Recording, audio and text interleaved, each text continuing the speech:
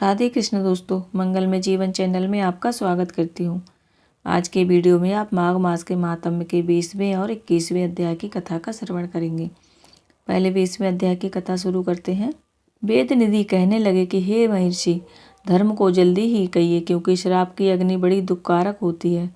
लोमस ऋषि कहने लगे कि यह सब मेरे साथ नियम पूर्वक माघ स्नान करें, अंत में सब श्राप से छूट जाएंगे।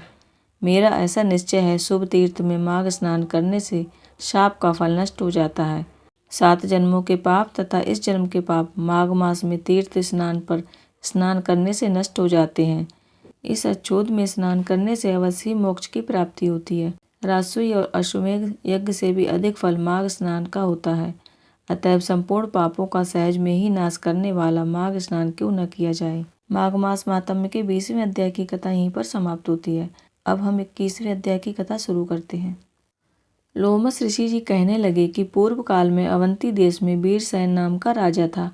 उसने नर्मदा के किनारे राजसूय यज्ञ किया और अश्वमेध यज्ञ भी किए, जिनके खंभे सोने के बनाए गए। ब्राह्मणों को बहुत सा अन्न का दान दिया गया और बहुत सी गायें, सुंदर वस्त्र और सोने के आभूषण दान में दिए। वह देवताओं का भक्त और दान करने वाला था।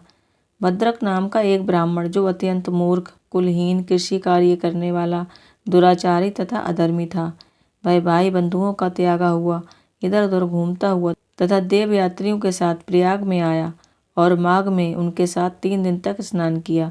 वह 3 दिन में ही निष्पाप हो गया। फिर वह अपने घर चला गया। वह ब्राह्मण और राजा दोनों एक ही दिन मृत्यु को प्राप्त हुए। मैंने इन दोनों को बराबर इंद्रलोक में देखा। तेज, रूप, बल, स्त्री, वस्त्र और आभूषणों में दोनों समान थे। ऐसा देखकर उसके महात्म्य को क्या कहा जाए। राजसूय यज्ञ करने वाला स्वर्ग का सुख भोगकर फिर भी जन्म लेता है, परंतु संगम में स्नान करने वाला जन्म मरण से रहित हो जाता है।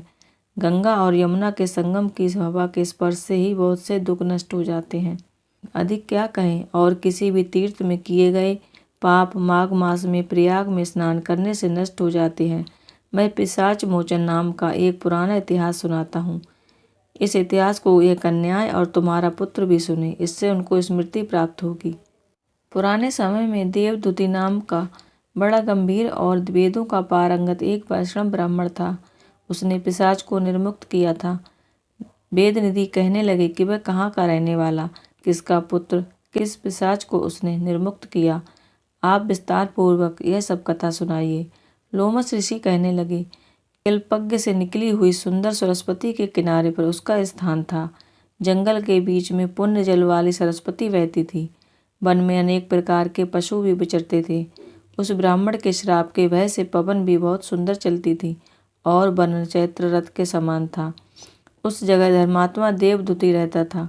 उसके पिता का नाम सुमित्र था और वह लक्ष्मी के वरदान से उत्पन्न हुआ था।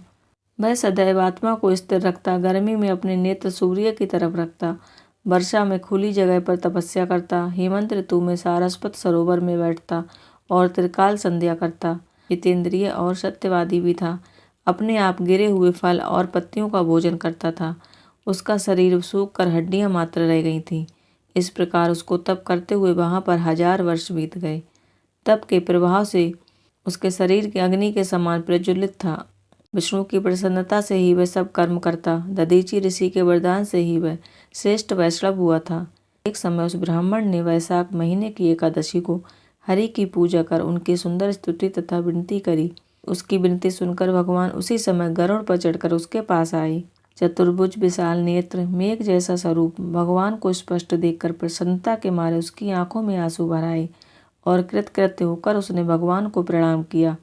उसने अपने शरीर को भी याद न रखा और भगवान के ध्यान में लीन हो गया। तब भगवान ने कहा कि हे देवदूति, मैं जानता हूँ कि तुम मेरे परम भक्त हो। मैं तुमसे अति प्रसन्न हूँ। तुम वर मांगो। इस प्रकार भगवान के वचन सुनकर प्रेम के मारे लड़खड़ाती हुई वाणी में कहने लगा कि हे देवादिदेव, अपनी माया से शरीर धारण करने वाले आपका दर्शन देवताओं को भी दुर्लभ है। अब आपका दर्शन भी हो गया, मुझको और क्या चाहिए। मैं सदैव आपकी भक्ति में लगा रहूं। भगवान उसके वचन सुनकर कहने लगे कि ऐसा ही होगा। तुम्हारे तप में कोई बाधा नहीं पड़ेगी। जो मनुष्य तुम्हारे कहे गए स्तोत्र को पढ़ेगा, उसकी मुझ में अचल भक्ति होगी। उसके धर्म कार्य तुरंत पूरे होंगे और उसकी ज्ञान में परम निष्ठा होगी। इस प्रकार माघ मास महात्म्य का अध्याय यहीं पर समाप्त होता है। भगवान श्री हरि विष्णु की कृपा आप सभी पर बनी रहे। ईश्वर से इसी प्रार्थना के साथ आज का वीडियो यहीं पर समाप्त करती हूँ। राधे कृष्ण।